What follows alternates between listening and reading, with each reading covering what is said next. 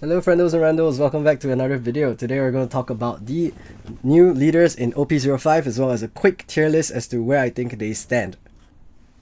This time not all of the leaders are dual colored, but all of them do have a pretty unique mechanic. 4 of them dual colored as well as 1 mono purple and 1 mono yellow. Starting off we have Sabot. Sabo. Sabo is the red-black revolutionary army type leader. His effect is Dawn times 1 during your opponent's turn. Once per turn, if your character with 5000 power or more were to be KO'd, instead, you may reduce its power by 1000 for the turn. This is an extremely powerful effect akin to the likes of the character Kyros from OP04. Being able to prevent a KO once per turn also means that if your opponents were to swing at your characters, for example, if your opponent only has their leader and 1 other character, they have to swing both of them into your character in order to get the KO. This, of course, protects your characters and also saves you a lot of resources to protect them. This ability synergizes really well with both blockers as well as rush units. Rush units because now, instead of having to hold back on your rush units, playing them raw and then leaving them standing, you can just swing and then allow your leader effect to protect them. Whereas in other leaders, you may want to not swing in order to protect the bot instead. This also synergizes well with blockers because they can block an attack, and then instead of being KO'd, you can just reduce their power, allowing them to live for another attack as well. This also works well with cards like Hina, who has an on-block effect. Notably, you cannot use this effect to reuse an on-KO effect like King Riku, so no funny shenanigans there with plus 2000 twice in one turn. And this effect is also very countered by cards that either bottom deck your cards, bounce your cards, or reduce your character's power. This is because Sabo's effect doesn't target original power, it targets current power. All in all, I think Sabo is a leader with a lot of potential. Being able to protect your board at least once every turn is a very significant effect. Not only does it protect it from attacks, it also protects it from KO effects. So black as well as red decks will have trouble dealing with Sabo's board. All in all, I think Sabo is one of the best leaders in the format, so we are putting him in the GOATed tier. Next on the list is Betti. Betti is the red-yellow revolutionary army type leader. Her effect is activate main once per turn. You may discard 1 revolutionary army type card from your hand. You may give up to 3 revolutionary army or trigger type characters 3000 power for the turn. This synergizes well with some of the new support they've printed, such as Karasu, Ivankov, as well as Inazuma. Basically, all of the revolutionary army type characters currently have thresholds where they need to be 7000 power in order to use their effects. So this is where the synergy comes into play. On top of that, having access to powerful triggers like Sanji, Beach, as well as Thunderbolt make her a very powerful leader. To add on to that, you could even play multiple copies of both Radical Beam and L4, as well as cards like Character Yamato, in order to make this leader exceptionally tanky.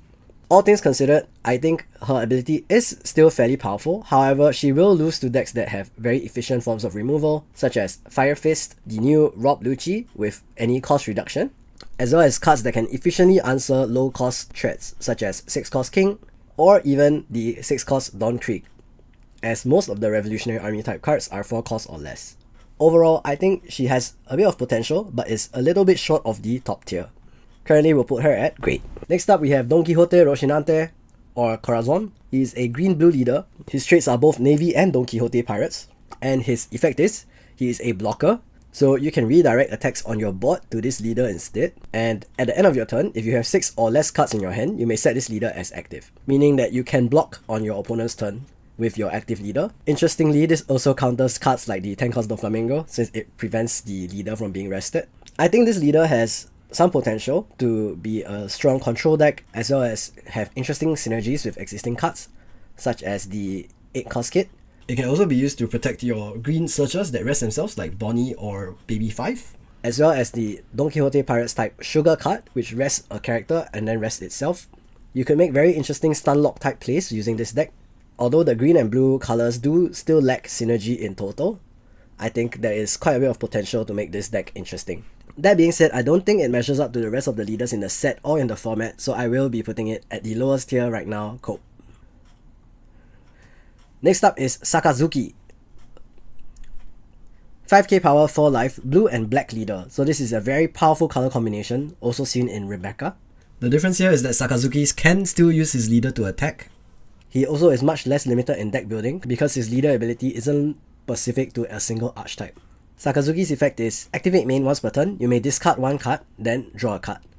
This may seem lackluster at first, but the ability to continuously cycle through your deck as well as add new cards to your hand and remove counterless cards or cards that you don't need at the moment is actually very powerful. This allows you to make sure you hit perfect curve, and it makes this deck one of the most consistent leaders in the format. Secondly, when attacking, reduce one of your opponent's character's cost by 1. This also seems insignificant at first, but like I mentioned in my video with Blue-Black Sakazuki, this actually enables a lot of the blue cards that currently operate on cost to suddenly be much more efficient and deadly. For example, on curve, now your 5 cost Zeph can return a 4 cost to hand instead of a 3 cost, and your 9 cost Mihawk can return a 8 cost instead of a 7 cost. This makes Perfect Curve Sakazuki a very scary tempo deck.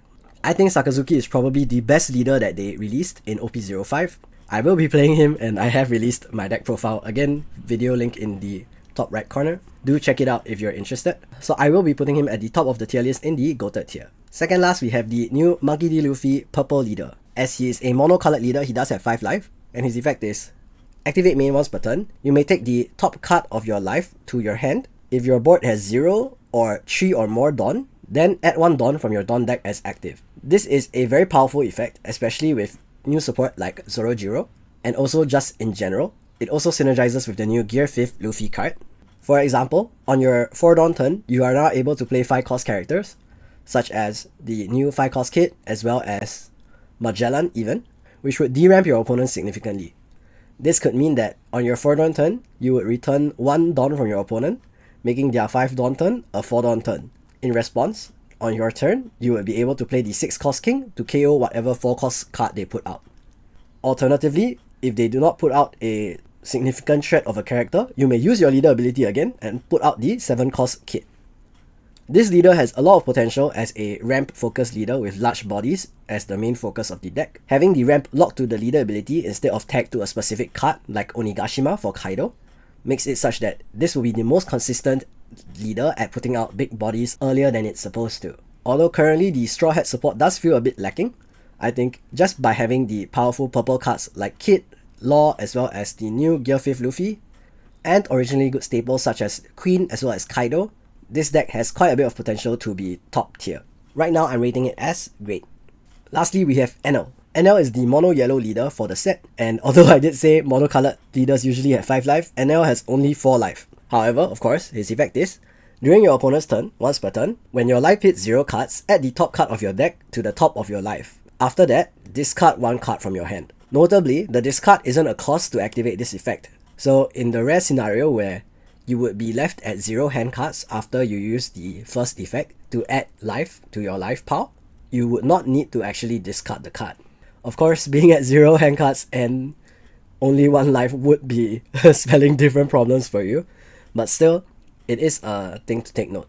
In terms of Skypia's support for the set, I am not blown away by any of the cards except for Gedatsu, which I think is very broken, as you may have seen in my other video regarding the strongest cards in the set. I think NL has potential to be very good if he does draw his healing cards such as Yamato or 8 cost Karakuri or 7 cost Big Mom. But otherwise, if he does hit 0 life and then stays at 0 life, his leader effect is basically not usable.